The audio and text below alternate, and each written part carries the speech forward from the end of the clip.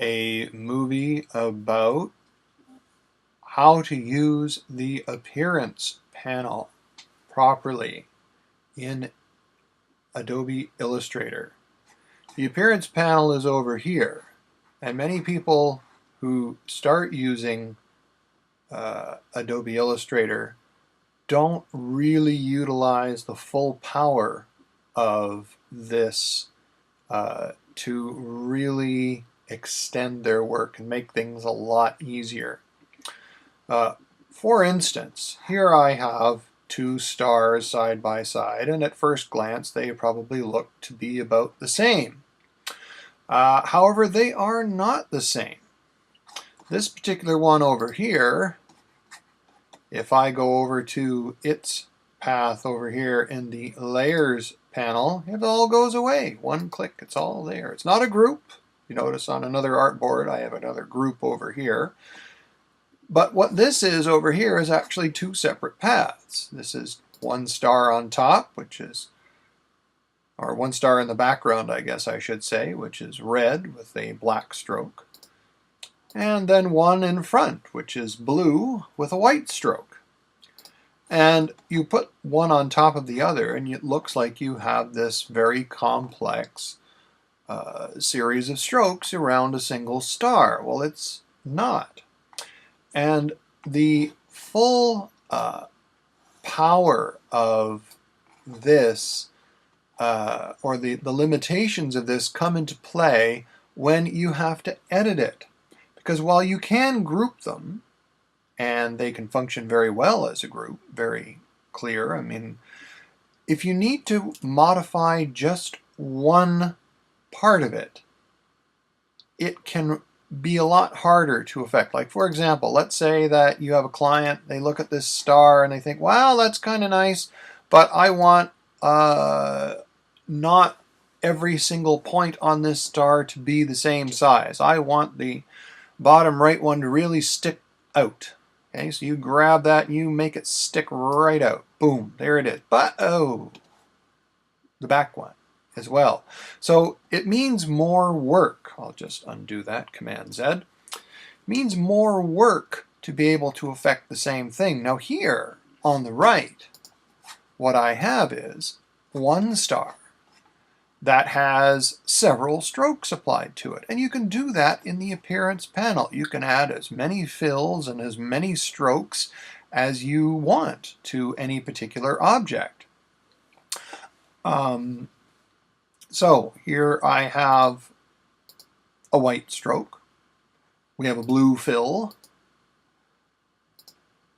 a red offset stroke, or outside stroke. Well, this one's an inside stroke, and this one is an offset stroke, a black offset stroke. And each one of them it's all one object. So if I go and adjust one particular part and let go, everything adjusts with it. Now, you note that this did not necessarily go all the way around. That's because for here I haven't I haven't adjusted things properly to be able to get that to the very point. Okay, but it allows everything to adjust very, very easily. So I'll just undo that.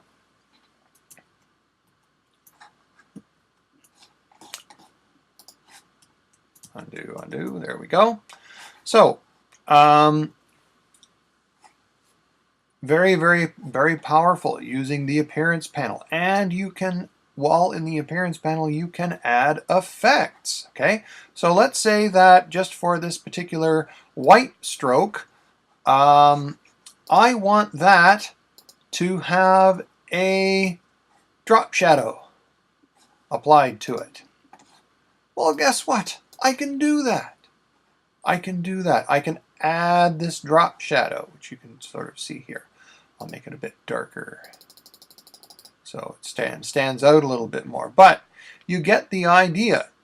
Okay, you can add a whole host of effects very, very easily. That would be a lot harder to achieve if you're looking at each object individually.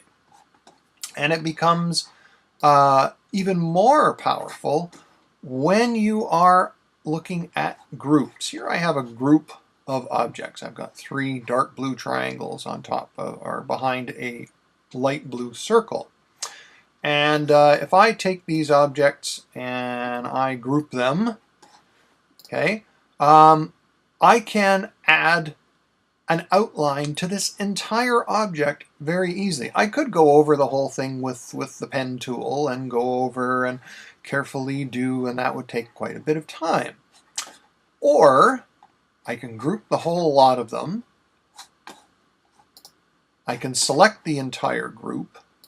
I can add a stroke. We'll just make it a little bit thicker so everything is a lot clearer.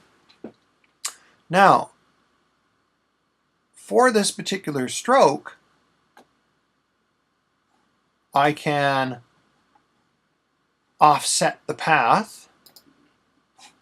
We'll just let that there. Okay, you think, well, that's not really all that great. That looks terrible.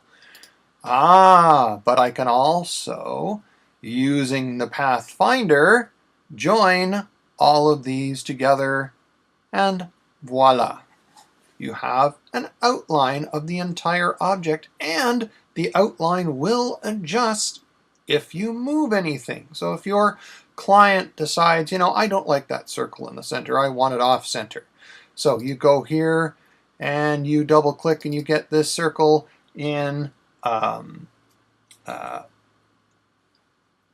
editing mode here, and you think, no, I'm going to move that circle, I'm going to move it over here. As you can see, the outline adjusts to meet whatever is required. Okay? So it makes things a lot easier using the appearance panel. You can add effects, you can even add Photoshop effects, you can add brush strokes and all sorts of different things. I mean, all these charcoal, you can take the whole thing and make it, give it the appearance of, glowing edges. We'll just let that go. Well, it didn't really turn out all that well. But as you can see, there's lots of different effects that you can achieve just simply by using the appearance panel. Have some fun with it.